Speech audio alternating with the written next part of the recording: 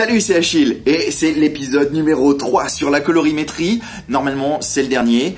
On a déjà tourné les images il y a 2 semaines.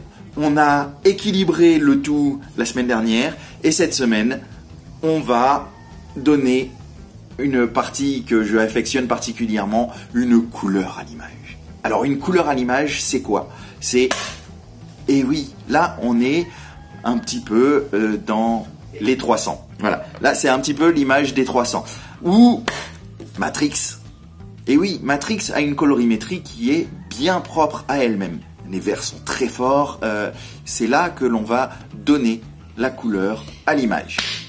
On reprend ma couleur à moi perso, là, je préfère.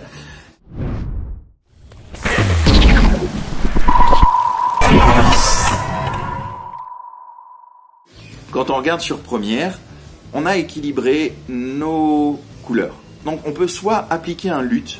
Un LUT, c'est une présélection qui a été faite qui part du principe que vous avez déjà fait la colorimétrie de votre rush et pour donner un look qui soit constant. Donc là, on va aller donc sur première, on va aller dans l'espace colorimétrie et on va choisir donc dans les rendus artistiques. Ici, vous voyez, on peut choisir des LUT ou on peut en importer.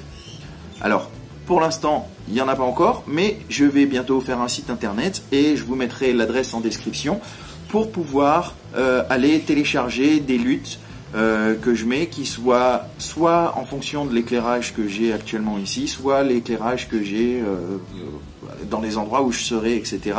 et qui vous donneront un rendu qui sera assez proche des images que je produis.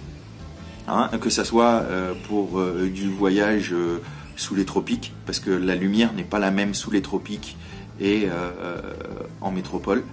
Mais voilà,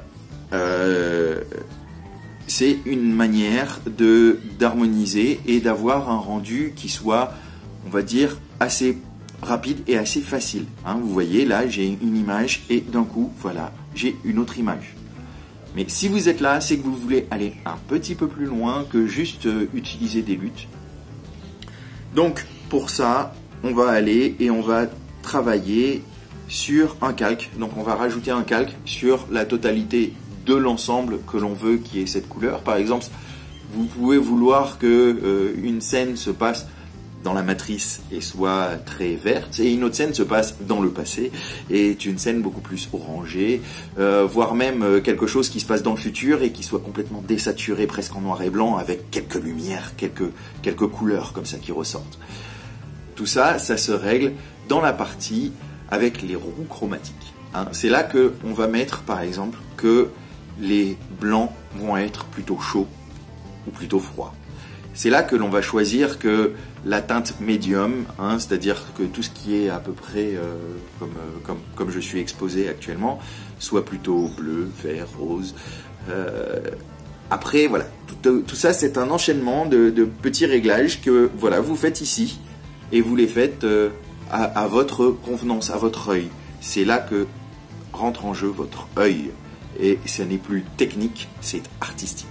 Alors, vous allez régler... Vous voyez ici les hautes lumières, les basses lumières et les médians. Après, vous pouvez jouer sur quand est-ce que commence une haute lumière et quand est-ce que se termine une basse lumière, etc. Vous pouvez le régler ici.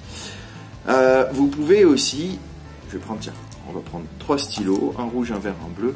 Voilà, j'aimerais bien que le vert soit plus lumineux que le reste, ou le rouge, voilà, soit plus lumineux que le reste.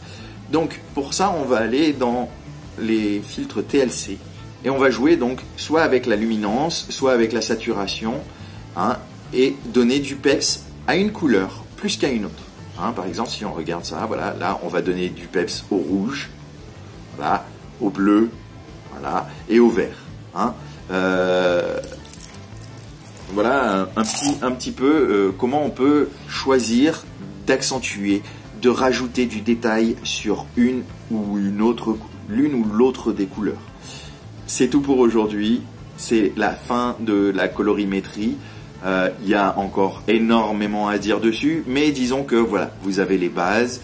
Maintenant, amusez-vous à faire une colorimétrie qui vous soit propre, hein, que quand on voit cette image, on se dise waouh, il y a de la recherche là derrière, avec ces petites choses qui sont relativement simples et qui vous permettent d'avoir un rendu qui est propre à vous-même et surtout qui ait du sens.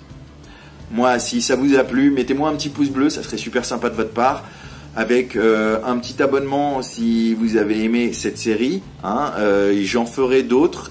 Mettez-moi en commentaire aussi si jamais vous aimez bien ce style de vidéo qui est pas vraiment du tuto, qui est pas vraiment du conseil, qui est un peu entre les deux.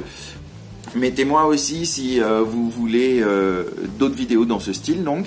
Et puis, oui, activez la petite cloche, le bouton s'abonner, un petit pouce bleu, et ça fait, non seulement ça fait plaisir, mais en plus ça m'aide pour le développement de la chaîne YouTube, hein, parce que j'essaye de faire quelque chose qui soit de meilleure qualité à chaque fois. Donc, moi je vous dis à la prochaine vidéo.